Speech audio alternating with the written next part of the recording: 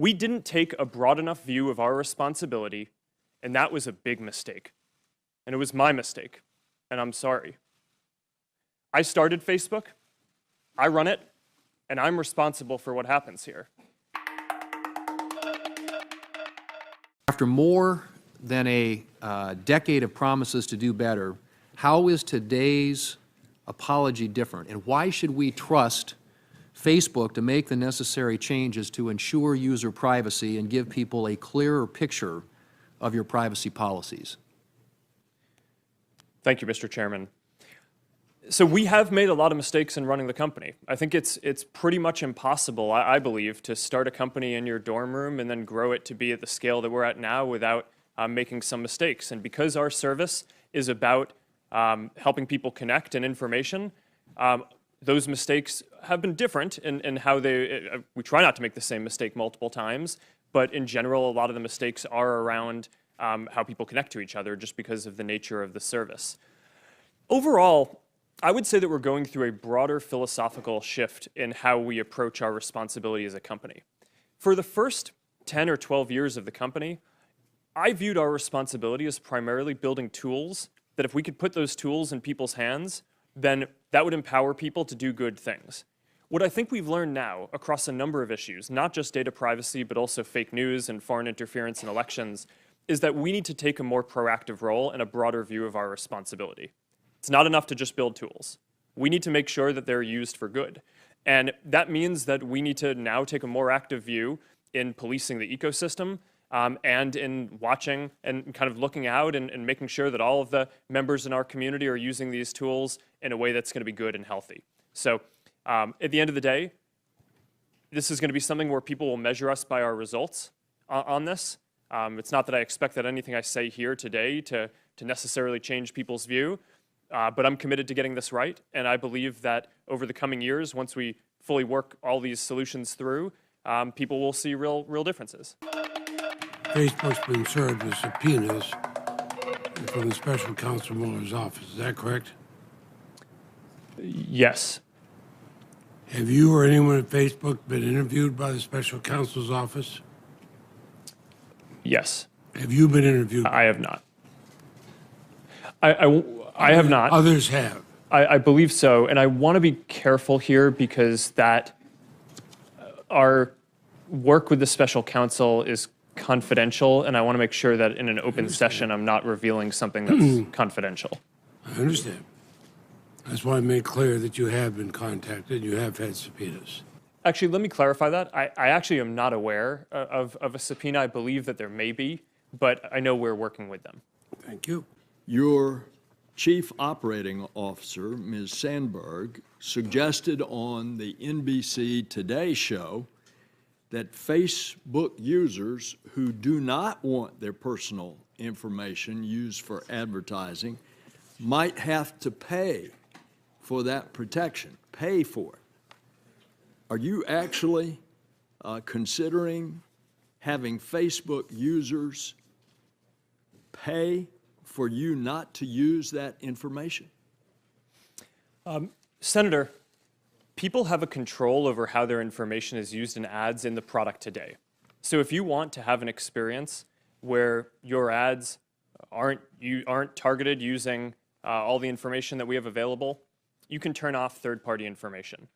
What we've found is that even though some people don't like ads, people really don't like ads that aren't relevant. And while there is some discomfort, for sure, with using information in making ads more relevant, the overwhelming feedback that we get from our community is that people would rather have us show relevant content there than not. So we offer this control that you're referencing. Some people use it. It's not the majority of people on Facebook. And I think that that's a good level of control to offer. I think what Cheryl was saying was that in order to not run ads at all, we would still need some sort of business model. And that is your business model. So I take it that, and I use the harmless example of chocolate, but if it got into more personal thing, communicating with friends, and I want to cut it off, I'm going to have to pay you in order not to send me, using my personal information, something that I don't want. That, in essence, is what I understood Ms. Sandberg to say. Is that correct? Yes, Senator. Although, to be clear, we don't offer an option today for people to pay to not show ads.